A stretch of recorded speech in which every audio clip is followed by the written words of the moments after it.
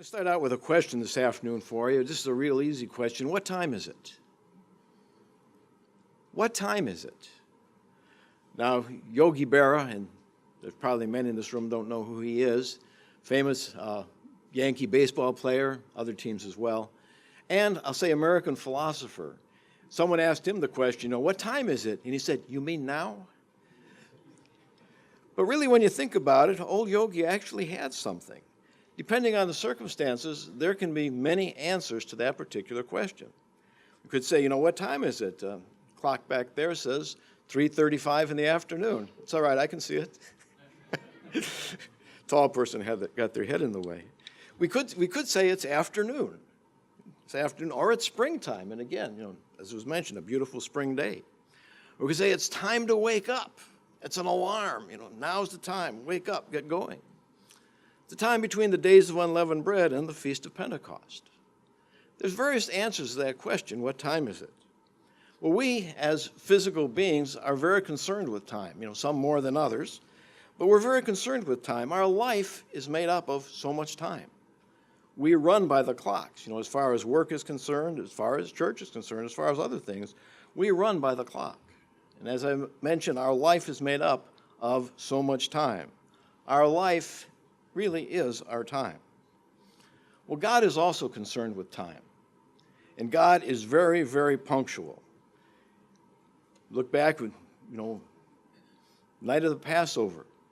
It says in Luke, when the hour had come. There was a time for the Passover in the New Testament. There was a time for the Passover in the Old Testament. It was a definite time. God has a plan, as we know. We just rehearsed part of his plan with the days of unleavened bread and the Passover. He is very punctual. He is bringing his plan to come to pass on time and on schedule. He starts on time and he finishes on time. He ends on time. So we're going to take a look today at an example of what God did in the past, of God's punctuality, again, of what he did in bringing his plan to come to pass. We're also going to see what we can learn from this example about that time, and also we'll look at lessons today for our particular time. I'm going to start by turning back to the night to be much observed. We're hardly out of the days of unleavened bread. In fact, I'll ask the question the other way. How many are still, quote unquote, well, not quote unquote unleavened, how many are still physically unleavened? Okay, there's still a good group. That means there's a lot that really imbibed.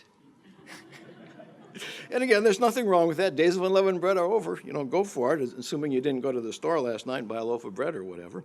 But in any case, we're going to start by looking at the night to be much observed, Exodus, the 12th chapter. Exodus, the 12th chapter, and I'll start reading in verse 40. As I've mentioned, we're not that far from the days of unleavened bread, and we'll still be talking about it. We talk about it in the messages. I'll refer back to some messages we heard during the days of unleavened bread. It's kind of interesting. I prepared this message, a few days ago, and you listen to the messages of the first day of unleavened bread, the last day of unleavened bread, the first message today. There's a definite theme running here. There's an overlapping of ideas.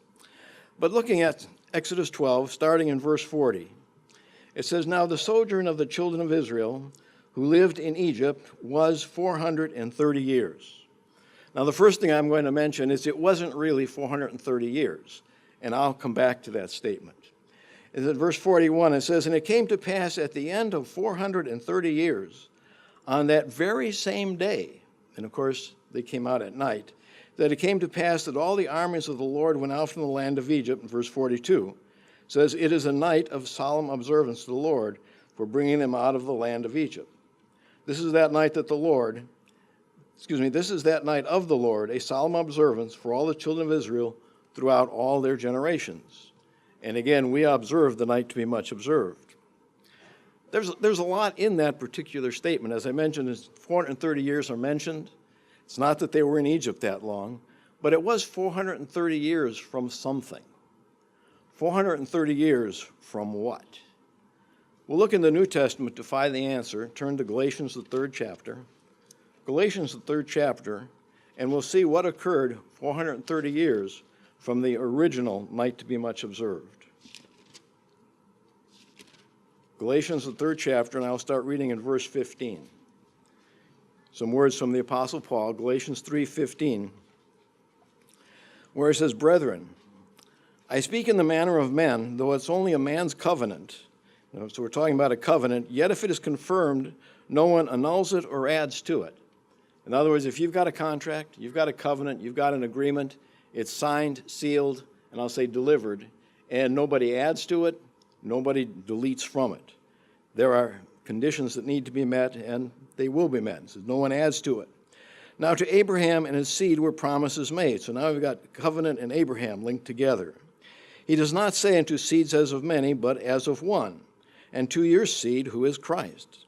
Verse 17, "And this I say, that the law, which was 430 years later," so we now have the 430 years again, 430 years later cannot annul the covenant that was confirmed before by God in Christ, that it should make the promise of no effect.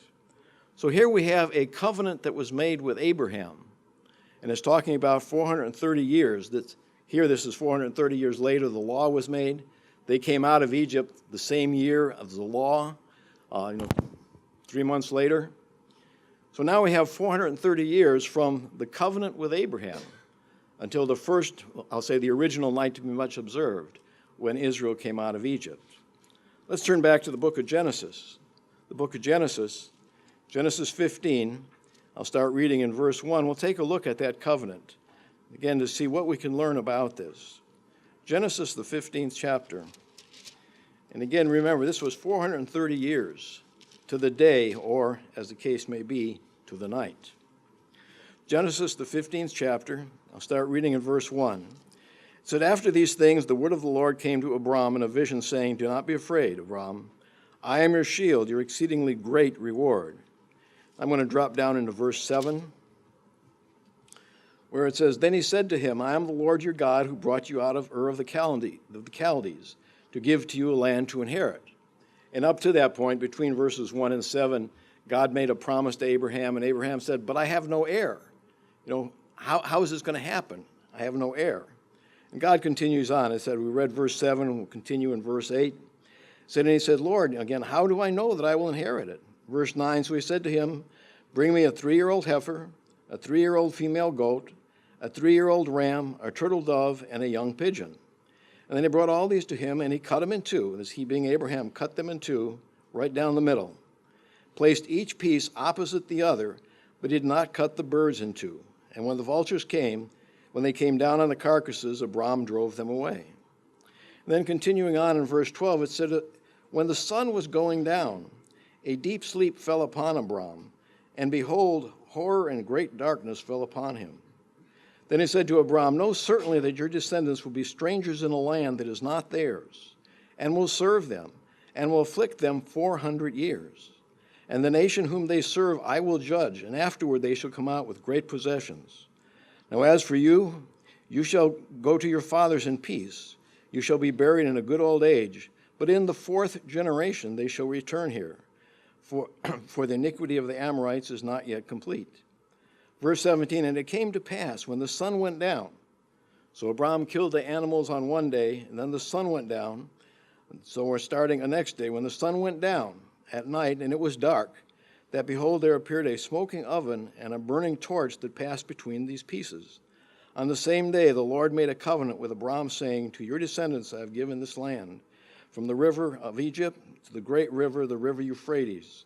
And then it talks about the various people that are going to be displaced, or the people that are in the land at that particular time.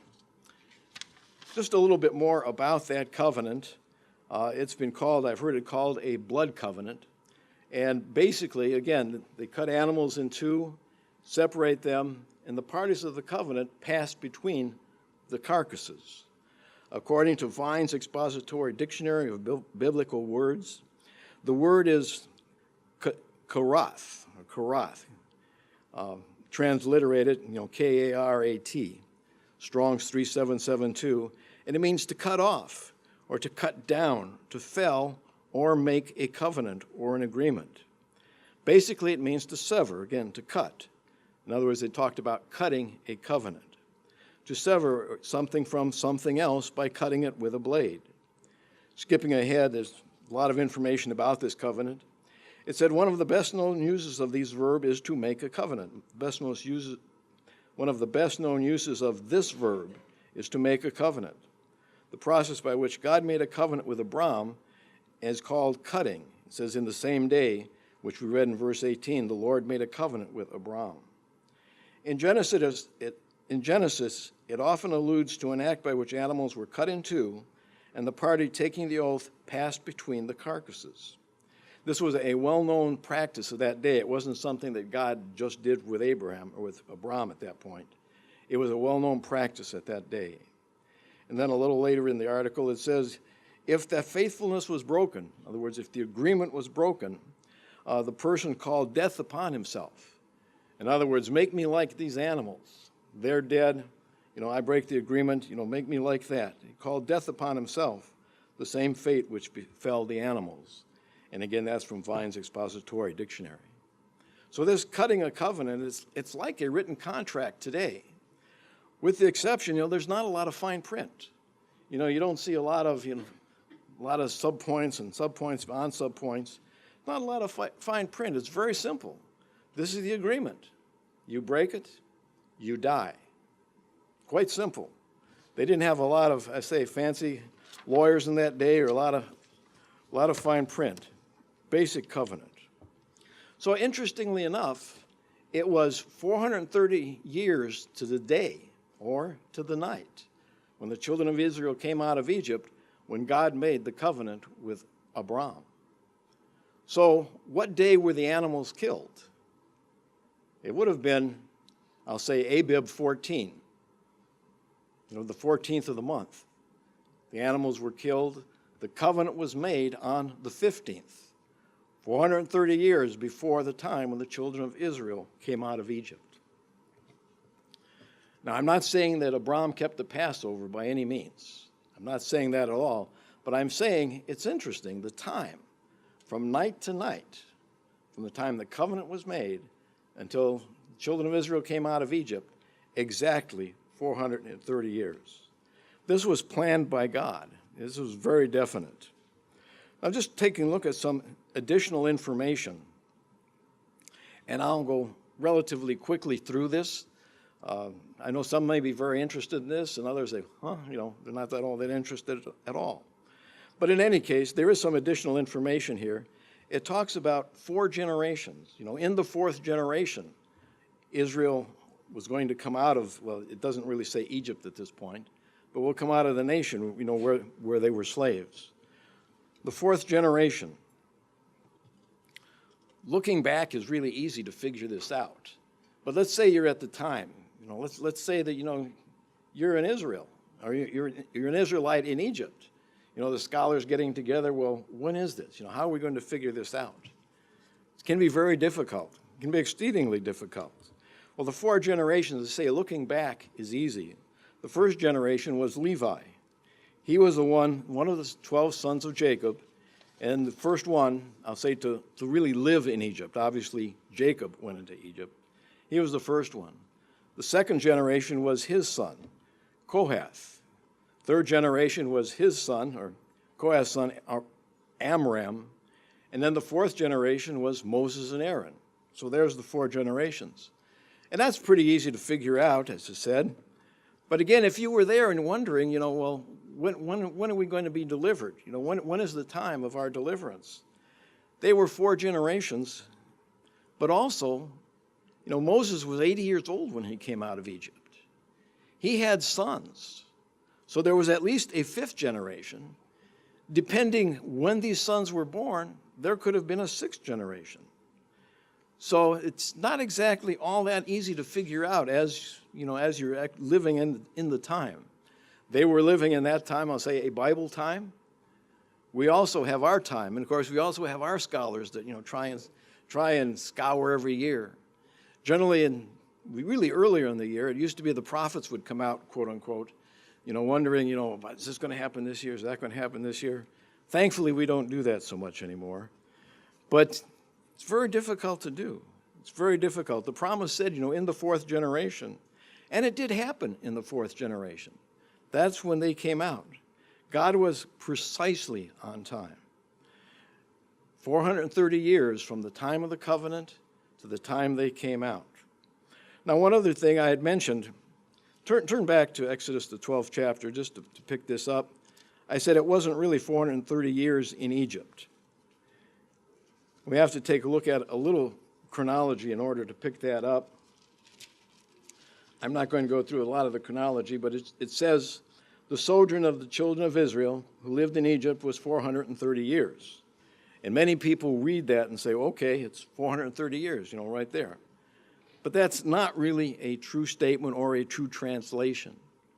The first clue you have, I've got a New King James Bible, and the word was, where it said the sojourn of the children of Israel who lived in Egypt was, that was is in italics. So every time you see something in italics like that, you realize there's a translation problem, and the translators have decided to add something, hopefully as far as they're concerned, to make things clearer. Well, the chronology tends to be somewhat of a puzzle. I thought it was kind of interesting, and looking this up on the internet, someone said, well, it's really a puzzle to try and figure out how long the children of Israel were in Egypt. And I'll admit, it was a puzzle. And if you look at the internet, you'll find people that say that, or you'll find scholars, people that study this, that actually it was 430 years, that's what it says. Others will say, no, it was 400 years. Others will say, well, it was actually something less than 400 years. You have all sorts of information out there, but we'll take a look quickly at a chronology, and I'm going to start out with an assumption. And I know it's an assumption, and I'll come back to this, or maybe you can talk to me later as far as that's concerned. It doesn't really say when the covenant was made, but I'm going to assume that Abraham was 75 years old at that particular time, when he left Haran. And that's an assumption. Okay, if Abraham was 75 years old then, when he was 100 years old, Isaac was born, so that's 25 years later. Jacob was born another 60 years after Isaac was born, so now we're up to 85 years later. And then Jacob was 130 years old when he went into the land of Egypt. So now we're 215 years before Israel even goes in Egypt. So of the 430 years, half of it, give or take, is outside, or they lived outside of Egypt.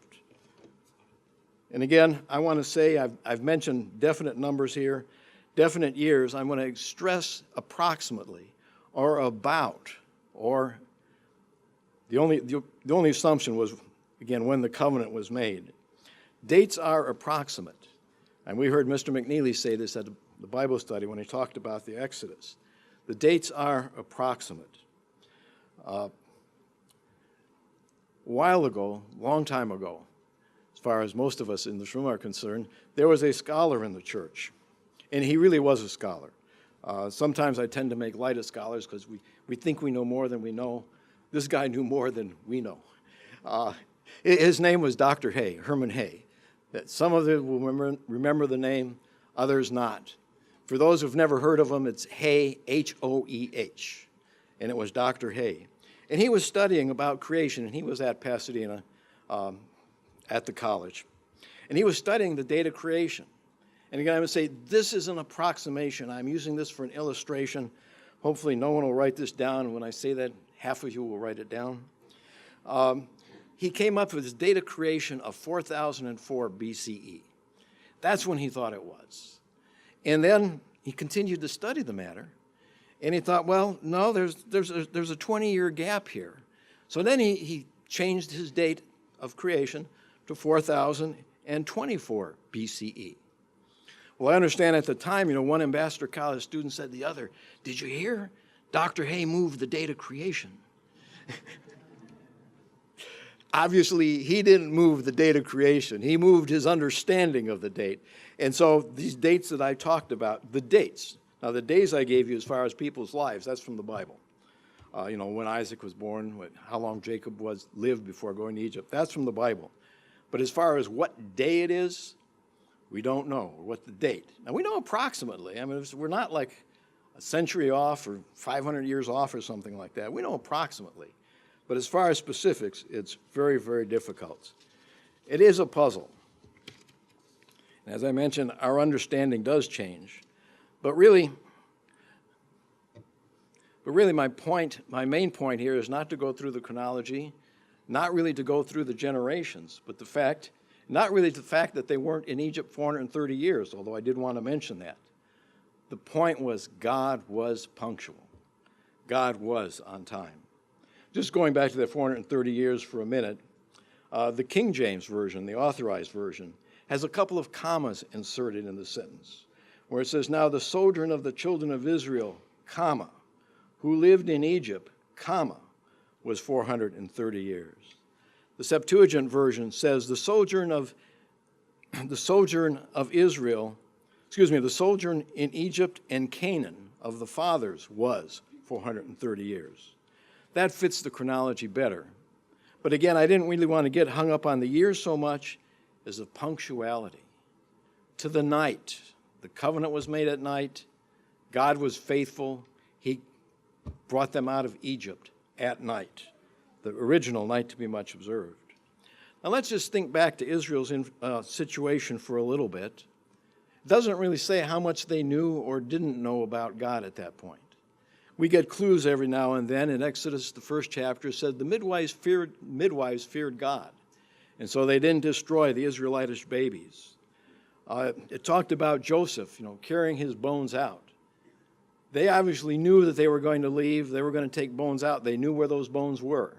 So there was some knowledge. God introduced himself to Moses as the God of Abraham, Isaac, and Jacob. Moses knew who they were. So there was some knowledge of God, but they really didn't understand what God was doing. Also during this time, they not only was the knowledge of God or understanding, but they were oppressed. And it says that they prayed to God. They prayed to God a long time while they were suffering. The suffering started before Moses was born. As I mentioned, he was 80 years old by the time that he led them out of the land of Egypt. 80 years plus. They were praying. They were saying, what is God doing? We want deliverance. We need deliverance. And it says God heard. God had a plan.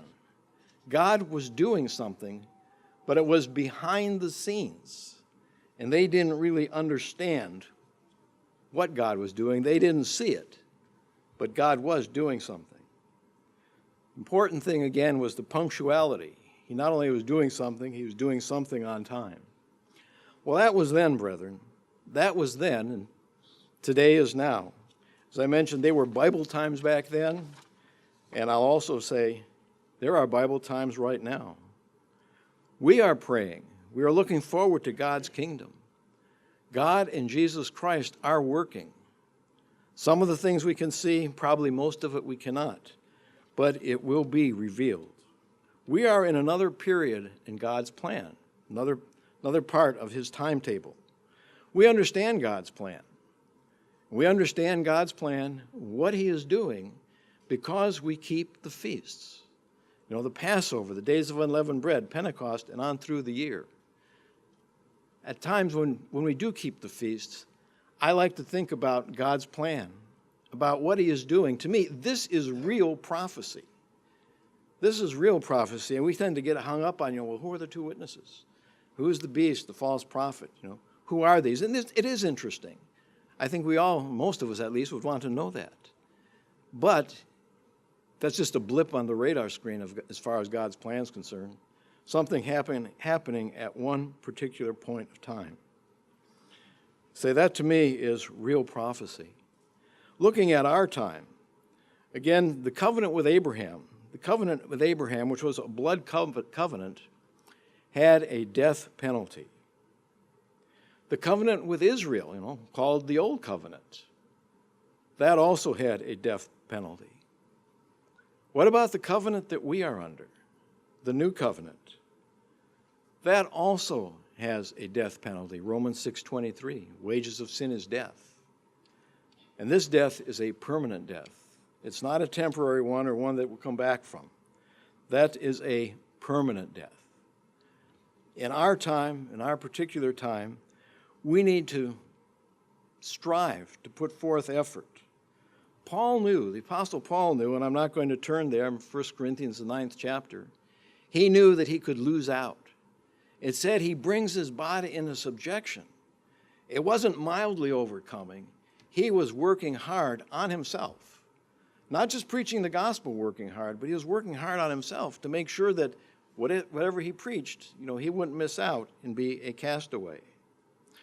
Revelation 2 and Revelation 3, the message to the churches, which I'm not going to turn to every one of those churches, it says, to him who overcomes. To him who overcomes.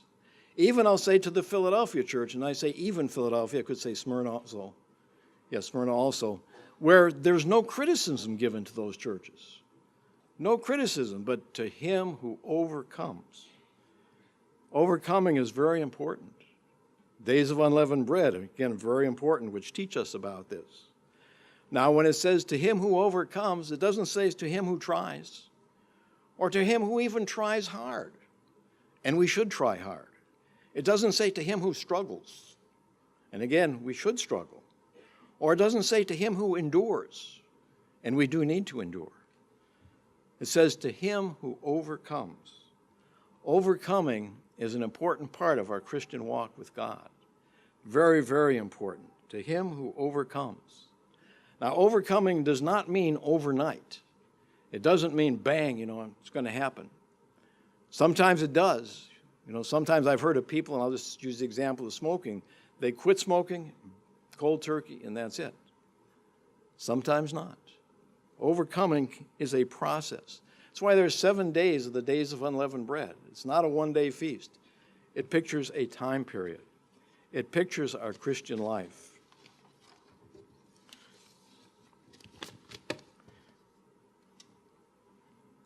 Interestingly enough, on the night much observed this year, one of the children that was there asked the question, well, why do we eat unleavened bread, this night and for the next 7 days? Why do we do that? Well, the first answer to the question is very obvious. God tells us to. That's why we do it. But as with anything God tells us, he tells us for a reason. It's for our good. It's to learn something. It's for a purpose. It's not that he just tells us something to tell us something. He tells us for a purpose. Turn back to Exodus, the 13th chapter. Exodus, the 13th chapter, and I'll start reading in verse 6.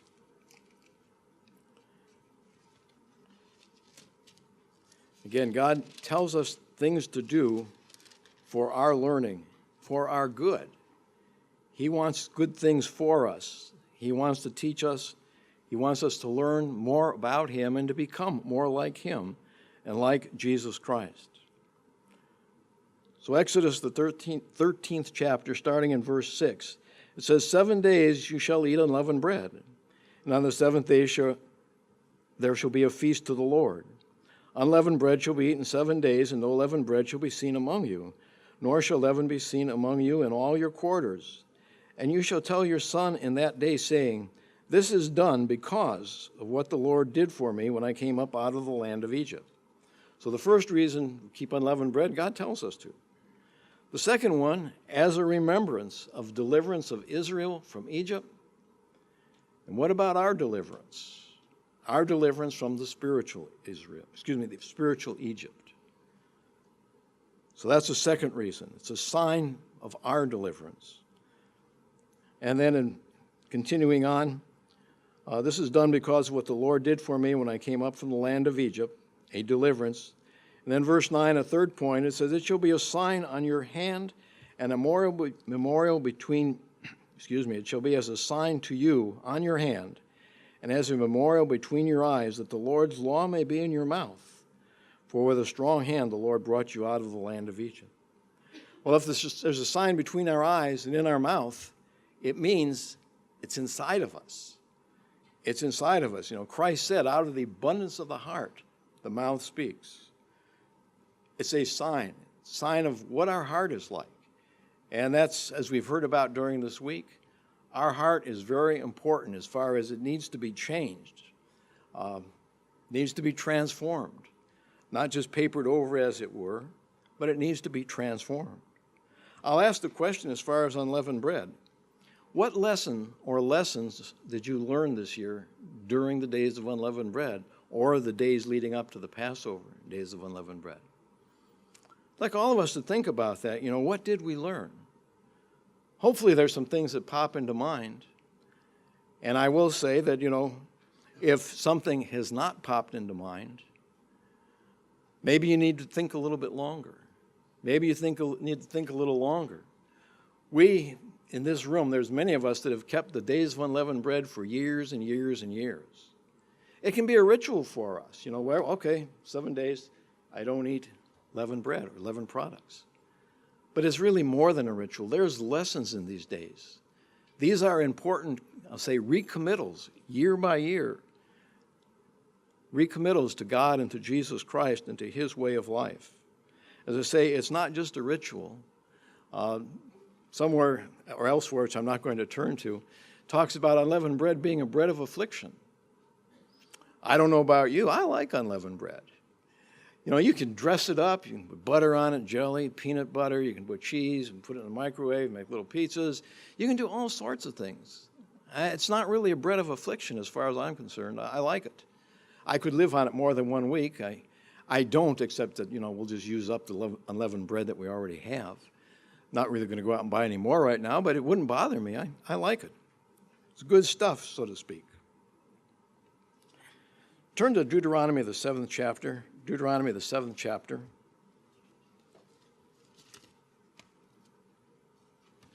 And I'll start reading in verse 6. Deuteronomy 7 and verse 6, and verses 1 to 6 talks about dealings with the nations that are around them, about who they should marry or specifically who they should not marry. Starting in verse 6, it says, "For you are a holy people." Now, this is talking about Old Testament Israel, but as we know, they are our example. Things that are written to them are for our learning. They are our example. They are called a holy people. So are we. In fact, this whole passage here, I could have turned to 1 Corinthians 1, verses 26, 29. It says, "For you are a holy people to the Lord your God. The Lord God has chosen you to be a people for himself, a special treasure." That's us. Special treasure above all the peoples on the face of the earth. The Lord did not set his love on you nor choose you because you were more in number than any other people. And again, for you see your calling, brethren, not many mighty, not many wise. Same thing. God chose us. He looked down and picked us. It says he didn't choose you because you were more in number than any other people, for you the least of all peoples, but because the Lord loves you. God loves you. Dropping down to verse 9, it says, "Therefore know the Lord your God, he is God, the faithful God who keeps covenant and mercy for 1,000 generations with those who love him and keep his commandments." So it's not a one-way street. God loves us. He called us, but he expects a response from us. It's not a one-way street. There are rules that God has, rules for us. But we need to go, I'll say, beyond the rules.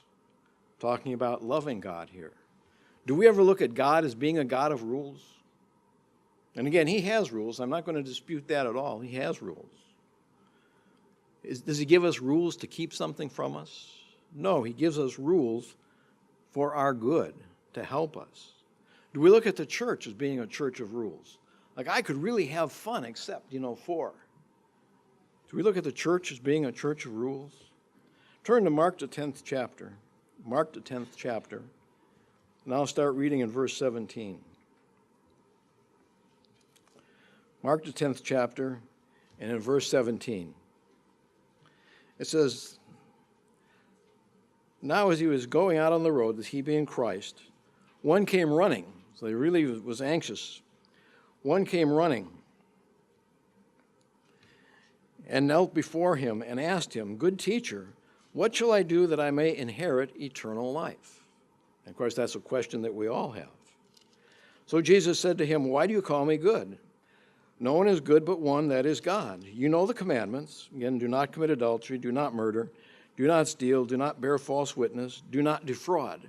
So basically, he's talking about the Ten Commandments here, although he either rephrased or added one where he says, do not defraud, honor your father and your mother. So that was a question. And the man said, he answered and said to him, Teacher, all these things I have kept from my youth. I would imagine there's many in this room that could say something very similar. Now, not perfectly, not in the fullest extent, but many in this room were born into the church, could make a similar statement. I've kept these from my youth. And said, and then Jesus looking to him and loved him. So he loved him and said unto him, one thing you lack. Go your way, sell whatever you have and give it to the poor, and you will have treasure in heaven. Come, take up your cross and follow me. Just think about that. He's saying, that's good. You keep the law. You're obedient. That's a good thing. He doesn't say that was a bad thing, but he said that's the basis, or basic part of it, if you will, the fundamentals. You need to go above and beyond that. You need to do more. Now, in this case, he told the young man to sell all that he has, give it to the poor, give his money to the poor, and follow him. God's not asking us to do that. This is an example that we need to do today, to sell all our money, and give it in a Holy Day offering, or sell all our possessions and give it in an offering. He's not telling us that at all. But he did tell it to that young man. Again, to build on the first split sermon today, what was that young man holding back? He was holding back something. Christ knew it. You're at this level, you're obeying, and that's fine, but now I'm going to take you to another level. How is your heart? What are you holding back? Hold your finger here and turn to Luke the 14th chapter. Luke the 14th chapter, where Christ is a little bit more descriptive as far as, what are you holding back? Luke the 14th chapter, starting in verse 25. Luke 14 and verse 25, it says, Now great multitudes went with him, and he turned and said unto them, If anyone comes to me and does not hate his father, mother, wife, and children, brothers and sisters, yes, even his own life also, he cannot be my disciple. Well, the first thing I want to talk about where it says hate, this hate isn't hate as we would have it today, or as we understand it today, as we use the word today. It's a comparison. And I've heard it said, love less by comparison. Like we had an anniversary cake today, and you might say, well, I like, a white or a yellow cake, but I really like chocolate. That's really what it's saying here. It's a comparison. You don't have to hate your parents. You have to love God more. Think about that. What are we holding back? What are we holding back? Is it a spouse? Is it a child? Is it a job? Is it a position? What are we holding back? What are we not letting go of? We need to let go, and we need to go beyond the rules. We need to go, again, above and beyond just the keeping of the commandments. We need to serve God from our hearts, internally, from a new heart. Israel was stiff-necked, rebellious, hard-hearted, whatever you're going to say, and it's said in the Bible about them as well. I'm not just criticizing them or being critical. They were. We cannot be that way. We have to have a right heart and a right attitude. Kind of interesting recently there's been commercials on television where this young lady thought she was invisible. Maybe some of you have seen these commercials. I had to watch it 3 times to figure out what they were advertising.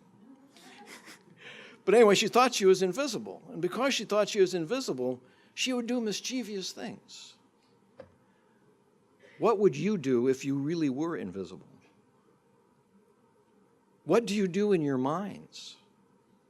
If no one can see, no one knows, won't get caught, we'll get away with it. What would we do? What sort of actions would we take?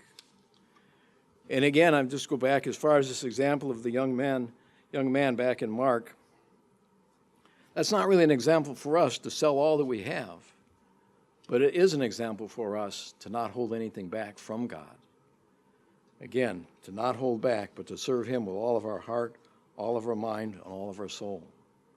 It also says that he has to take up his cross. Christ told him to take up his cross, follow him. We've heard a little bit about that on the first day of unleavened bread, on the last day of unleavened bread. You'll hear a little bit more about it today. This was a common occurrence back in the time of Christ. Criminals were dragging their crosses through the street.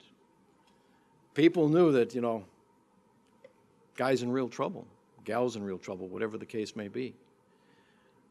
The question is, when they take up that cross, and you've got the centurion or soldier, whoever, telling you, drag that cross, how far do they take it?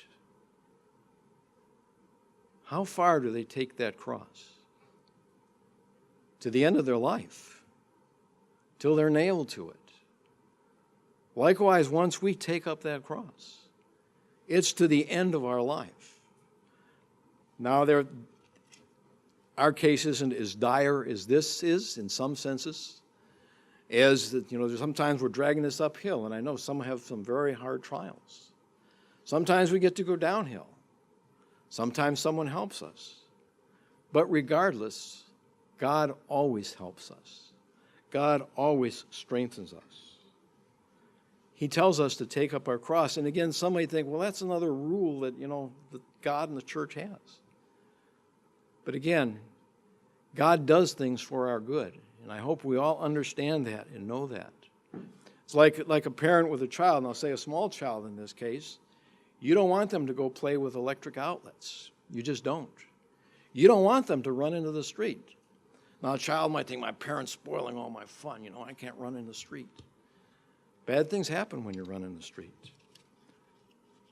What I'm talking about now is going beyond rules, though. It's not that the child running into the street, the child thinks, I'm not going to run in the street because this is good for me. My parents have told me this. In this case, God has told us this. Turn over to, 1 Peter 4:17.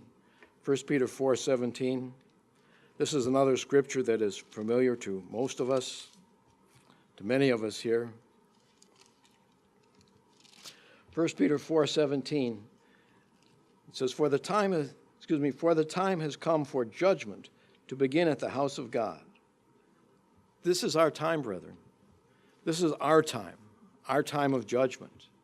It's not somebody else's time, not the world's time, but certainly right now, this is our time.